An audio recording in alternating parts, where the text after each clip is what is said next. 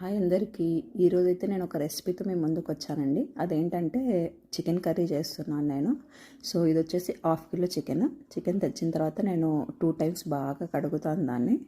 So బాగా కడిగిన తర్వాత పసుపు, ఉప్పు, ఉంటే లెమన్ కూడా వేసి 3 వేసి కలిపి బాగా కలుపుకొని పక్కన పెట్టుకోవాలండి ఒక 5-10 మినిట్స్. ఇలా ఎందుకు చేస్తున్నామంటే చికెన్లో ఉన్న స్మెల్ పోవడానికి. సో ఇక్కడ నా దగ్గర లెమన్ లేదు కాబట్టి ఓన్లీ పసుపు అండ్ సాల్ట్ వేసి కలిపి పక్కన పెట్టాను. ఇప్పుడు మన దగ్గర ఉన్న మసాలా దినుసులు కచ్చా పచ్చగా దంచుకోవాలి బాగా.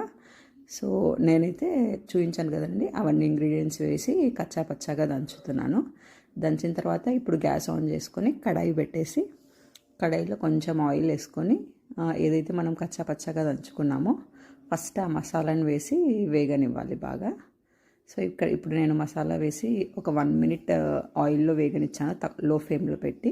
సో అది కొంచెం వేగిన తర్వాత ఇప్పుడు అల్లం పేస్ట్ వేసి వేయిస్తున్నాము. మేమైతే ఆనియన్స్ ఏమి వేయమండి చికెన్లోకి. సో ఓన్లీ టమాటో ప్యూరీ కూడా ఇన్ కేస్ గ్రేవీ కావాలనుకుంటేనే వేసుకుంటాం, లేకుంటే అలాగే ఫ్రైతోనే మా ఇంట్లో చాలా ఇష్టంగా తింటారు. బట్ ఈరోజు అయితే నేను టమాటో వేస్ట్ చేస్తున్నాను. సో ఆ మసాలాలు కొంచెం వేగిన తర్వాత బిర్యానీ ఆకు కూడా వేసి టేస్ట్ కోసం కొంచెం వేయించాను. తర్వాత ఇప్పుడు ఏదైతే మనం పక్కన పెట్టుకున్నామో ఆ చికెన్ని మళ్ళీ ఇంకొకసారి కడిగి ఇప్పుడైతే నేను వేసాను కడాయిలో. సో ఇది కొంచెం బాగా వేగాలి, ఆయిల్లోనే వేగాలి. ఇప్పుడే వాటర్ అవన్నీ ఏమి వేయట్లేదు. సో మూత పెట్టేసి ఒక 5-10 మినిట్స్ ఆయిల్లోనే వేగనిస్తాము ముక్కని మేము బాగా. సో అలా వేగిన తర్వాత నీరంతా బయటకు వచ్చిన తర్వాత ఇప్పుడు కారం, పసుపు అండ్ సాల్ట్ ఇవి 3 వేసి చికెన్ని కొంచెం బాగా కలపాలి. సో మరీ ఎక్కువ కలపకూడదు, ఎక్కువ కలపడం వల్ల చికెన్ పీసెస్ అయిపోతుంది, స్మాష్ అయిపోతుంది. సో అలా కాకుండా లైట్గా స్పైసెస్ని చికెన్కి పట్టేలాగా కలపాలి. సో ఇక్కడ చూడండి నేను అలా కలుపుతున్నాను.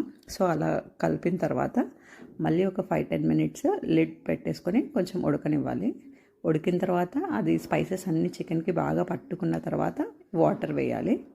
సో మేము వాటర్ ఎక్కువ వేయమండి. సో కొంచెం వాటరే వేస్తాము, చికెన్ మునిగేంత వాటరే వేస్తామన్నమాట. సో అది వేసి వాటర్ వేసిన తర్వాత కొంచెం ఉడికిన తర్వాత టమాటో ప్యూరీ వేసాను నేను ఇక్కడ. సో ఒక 2 టమాటోస్ని మిక్సీకి వేసేసి ఆ ప్యూరీ వేసాను.